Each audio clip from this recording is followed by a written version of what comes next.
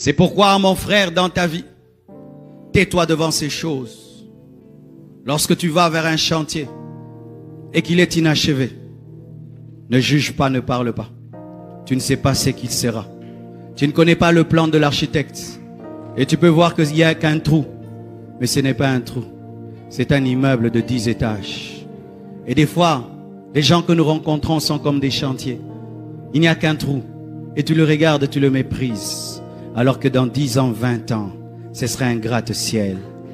Taisez-vous devant la destinée des hommes. Ne parlez pas beaucoup devant la destinée des hommes.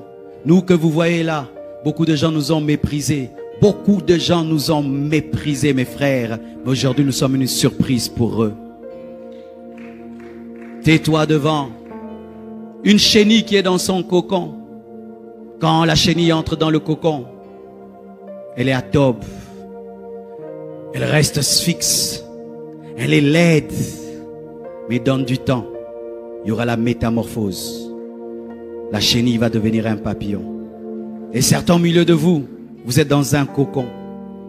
Rien ne marche. Tu ne bouges pas. Tu es au même endroit. Financier, spirituellement, rien ne marche.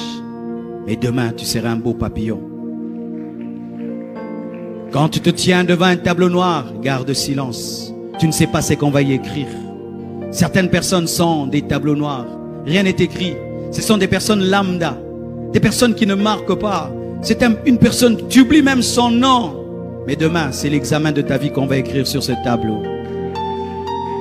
Dieu fera dans sa vie des choses où tu dois aller prier pour dire Dieu, est-ce que c'est toi ou c'est pas toi? Il y a des niveaux où Dieu commence à agir dans ta vie. Même les chrétiens commencent à prier. Est-ce que c'est Dieu ou c'est la magie? C'est un examen que Dieu donne.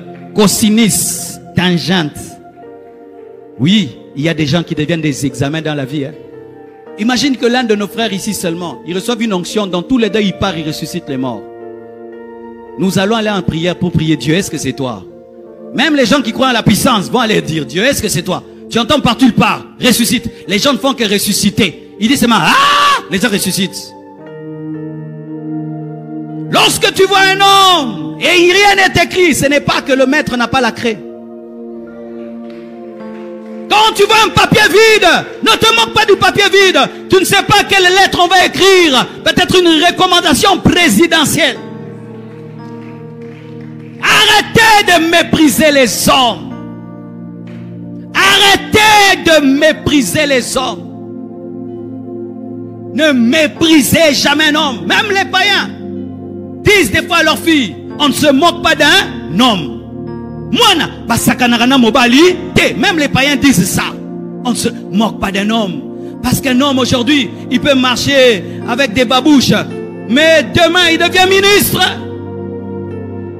C'est pourquoi même sœur, quand tu dis d'un homme qui veut t'épouser, ne l'insulte pas. On ne dit pas non à un homme en l'insultant. Dis seulement non. Ne dis pas regarde-toi, regarde-moi, regarde-toi. Arrêtez ces regarde-toi, regarde-moi.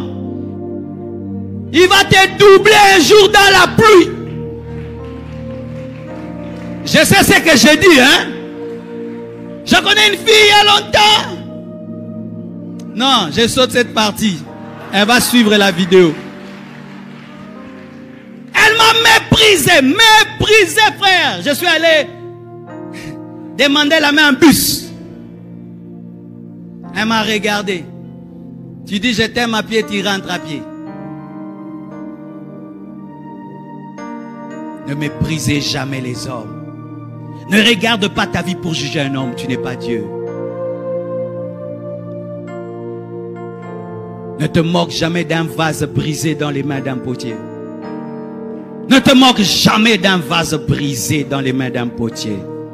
Tu ne sais pas ce qui va devenir un vase d'or. Si tu pouvais regarder Pierre en train de renier Jésus, quel futur tu allais lui donner? Tu allais dire zéro, il n'y a rien ici. Mais Jésus voyait, même derrière le reniement, que cet homme sera prêt à mourir pour moi. Il n'a pas pu mourir pour moi parce qu'il n'avait pas le Saint-Esprit. Quand il aura le Saint-Esprit, Pierre mourra pour moi. Il m'aime beaucoup mais il n'a pas la force. Je lui donnerai la force. Ne te moque pas d'un homme qui est tombé dans le péché. Ne te moque pas d'un homme de Dieu qui est tombé dans le péché comme nous faisons maintenant à Kinshasa. Dieu ne connaît pas quand est-ce qu'il va se repentir. Et c'est que Dieu va lui dire. Vous aimez les épîtres de Pierre? Mais Pierre a renié son maître. Il a dit qu'il ne le connaît pas. Ne te moque pas d'un frère qui traverse des moments difficiles. Tu ne connais pas son histoire avec Dieu.